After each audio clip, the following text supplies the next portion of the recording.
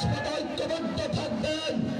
বাংলাদেশের মানুষ নতুন সংবিধান সংস্কার এবং শেখ হাসিনার বিচারের টিকিট নিয়েই ঘরে ফিরবে ইনশাআল্লাহ।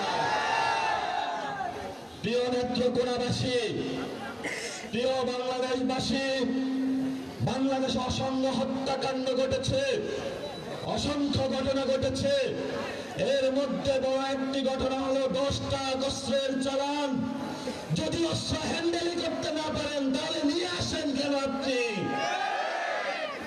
আমাদের দক্ষিণ এশিয়াতে এই অস্ত্র কাহিনীর কারণে বাংলাদেশ সার্বভৌমত্বের হুমকির মধ্যে পড়েছে।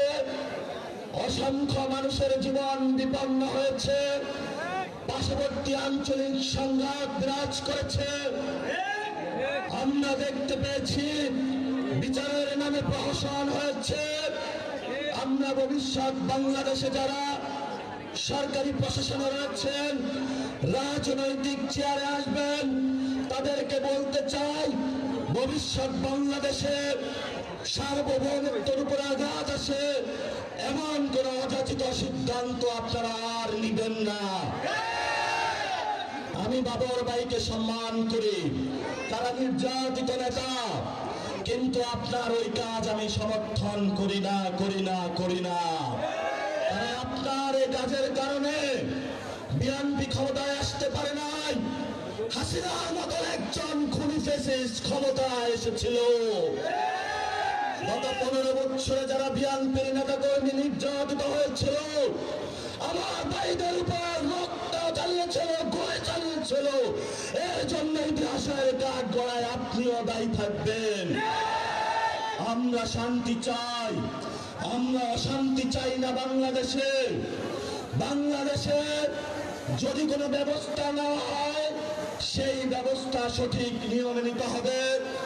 মণিপুরি, আসাম, পশ্চিমবঙ্গ থেকে শুরু করে যেখানে যারা রয়েছেন আমাদের বাঙালি ভাইরা, মুসলমান ভাইরা, তারা আজকে নির্যাতিত হচ্ছে এবং সেই নির্যাতনের জাতাকলে ভারত সরকার দিন দিন বাংলাদেশে তাদেরকে পাঠিয়ে দিচ্ছে। এই সংঘাতের পিছনে আপনি দায়ী। এই জন্য আমরা বাংলাদেশের রাজনৈতিক ব্যক্তি, সচেতন সমাজ সকলকে আহ্বান জানাবো, ভবিষ্যৎ বাংলাদেশে ভারত থেকে, আসাম থেকে, পশ্চিমবঙ্গ থেকে সীমান্ত হত্যা হচ্ছে, মুসলমানদের উপর নিপীড়ন হচ্ছে। বাংলাদেশি বলে, বাঙালি বলে যাদেরকে প্রতিনিয়ত বাংলাদেশে ফেলে দেওয়া হচ্ছে, ইউরোপ সরকারকে বলে আপনি দ্রুত প্রতিবাদ করুন, ইন্টারন্যাশনাল এরিয়ায় উঠুন। আপনি যদি এই প্রতিবাদ লিপি না পাঠাতে পারেন, আপনার লেজিটিমেসি বাংলাদেশের মুসলমান, বাংলাদেশি, বাঙালিদেরকে ব্যর্থতার দায় হিসাবে নিরাপত্তার জন্য আপনাকে ইতিহাসের কাঠ গড়ায় দাঁড়াতে হবে। এই নেত্রকোনাবাসী কথা অনেক বলেছি। আমরা শান্তি চাই, আমরা যুদ্ধ চাই না।